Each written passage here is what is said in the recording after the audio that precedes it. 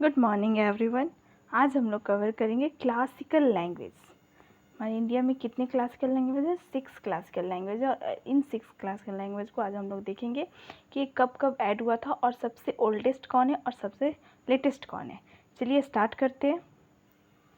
और हाँ, MTS का भी जो एग्ज़ाम चल रहा है इसमें इससे क्वेश्चन 2 बार आ चुका है, तो आगे भी MTS के जो शिफ्ट है उससे क्वेश्चन आ सकता है, इसलिए आज हम लोग इसको कवर कर लेते हैं। ओके, तो सबसे पहले ये देखते हैं कि ये डिसाइड कब किया गया कि क्लासिकल लैंग्वेज ऐड किया जाएगा।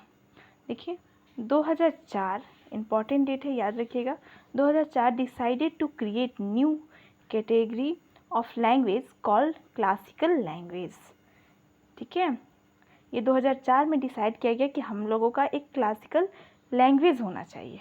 ओके, देन स्टार्ट करते हैं। देखिए currently there are 6 language that enjoy the classical status in India. Okay, 6 language है, तो 6 लैंग्वेज कौन कौन से हैं देख लेते हैं। चलिए सबसे पहले आता है तमिल। तमिल हम लोग अभी पढ़े ना कि 2004 में क्या हुआ था, डिसाइड किया गया था, और जैसे ही डिसाइड किया गया तमिलनाडु को ऐड कर लिया गया। ओके, उसके बाद आता है संस्कृत। संस्कृत 2005 में ऐड हुआ है। उसके बाद 3 सालों बाद, गैप कितने का है? 3 सालों का ना, तो तेलुगु 3 सालों बाद, तेलुगु 2008, तेलुगु 2008, कन्नड़ 2008 में ऐड हुआ है, मलयालम 2013, और सबसे लेटेस्ट है उड़िया, उड़ीसा का लैंग्वेज है, 2014 में ऐड हुआ है। 2014 में ऐड हुआ है, तो एक देख सकते हैं आपका सबसे ओल्डेस्ट तमिल है जो 2004 में ऐड हुआ, और सबसे लेटेस्ट उड़िया है जो 2014 में ऐड हुआ। दोनों के 1 डिजिट क्या है? 4 और 4। हाँ, तो तमिल ओल्डेस्ट है। MTS के में आया था सबसे ओल्डेस्ट क्लासिकल लैंग्वेज कौन सा है, ऑप्शन था तमिल, संस्कृत, तेलुगु एंड मलयालम, तो क्या होगा? तमिल। ठीक है, इस तरीके से क्वेश्चन आ सकता है, याद रखिएगा। डेट भी इंपॉर्टेंट है, बस 6 है ना, तो डेट भी हम लोग इसका याद कर सकते हैं कि तमिल 2004, संस्कृत 2005, तेलुगु 2008, कन्नड़ 2008, और मलयालम 2013, और उड़िया 2014। अब आप ये बताइए कि ये क्लासिकल लैंग्वेज 6 तो हो गए, पर किस बेसिस पे इन्हें क्लासिकल लैंग्वेज डिसाइड किया जाता होगा? ऐसे ही थोड़ी कि इसी लैंग्वेज को क्लासिकल लैंग्वेज, ये हिंदी को क्यों नहीं तब क्लासिकल लैंग्वेज बनाया गया, इसका देखते समझते हैं क्या रीज़न है। तो गवर्नमेंट ने 2006 में, ठीक है, 2006 में डिसाइड किया था कि कुछ उसके मतलब क्या क्या चाहिए, कैटेगरी चाहिए क्लासिकल लैंग्वेज में होने के लिए। ठीक है, तो सबसे पहला है high antiquity of its early text recorded history over a period of 1500-2000 year.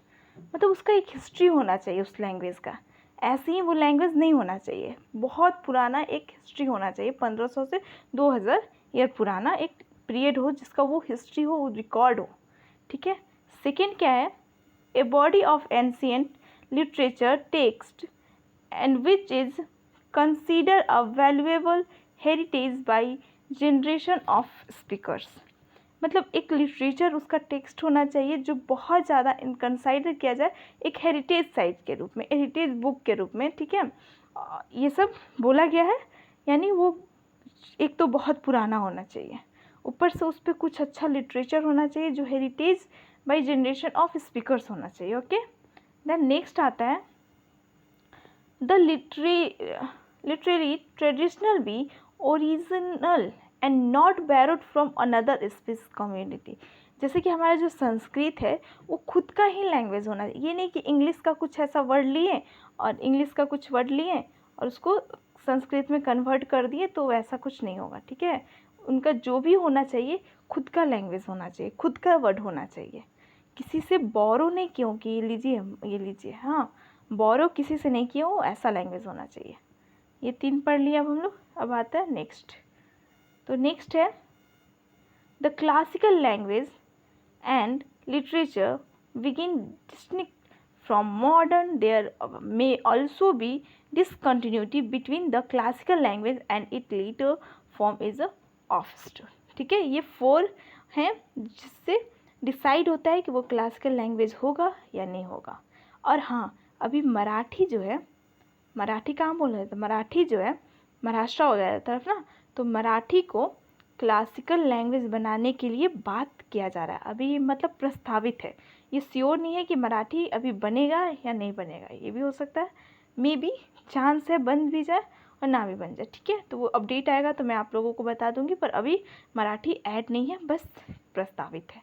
Okay, याद रखिएगा ये। अब चलिए कुछ इम्पॉर्टेंट क्वेश्चन कर लेते हैं। सबसे पहले आता है how many classical language are there in India. कितने क्लासिकल लैंग्वेज है? 6। रिमाइंड कर ले कौन कौन से हैं। तमिल कब ऐड हुआ था? 2004 में ऐड हुआ था। उसके बाद क्या है नेक्स्ट? संस्कृत 2005 में ऐड हुआ था।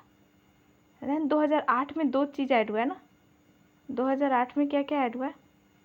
तेलुगु और कन्नड़। और मलयालम का कब है? मलयालम है 2013। और 2014 में सबसे लेटेस्ट कौन सा है? उड़िया। ठीक है, उड़िया याद रखिएगा, ये 6 लैंग्वेज है। चलिए एक और क्वेश्चन है, which one is the oldest classical language in India? First Odia, second Kannada, और third Tamil, and fourth Sanskrit. तो क्या पूछ रहा है, क्वेश्चन क्या है? ओल्डेस्ट। तो ओल्डेस्ट सब 2004 में ये डिसाइड किया गया, तो 2004 में किस लैंग्वेज को ये बनाया गया था, क्लासिकल लैंग्वेज बनाया गया? तमिल को बनाया गया। और ये पूरा ये क्वेश्चन MTS में आ चुका है, तो आगे भी चांस है कुछ आ भी सकता है।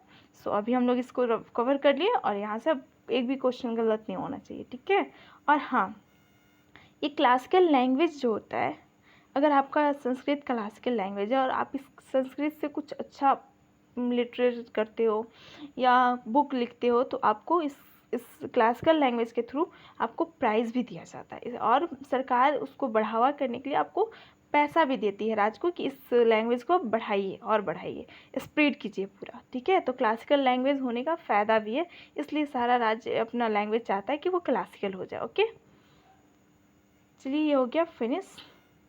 Thank you so much.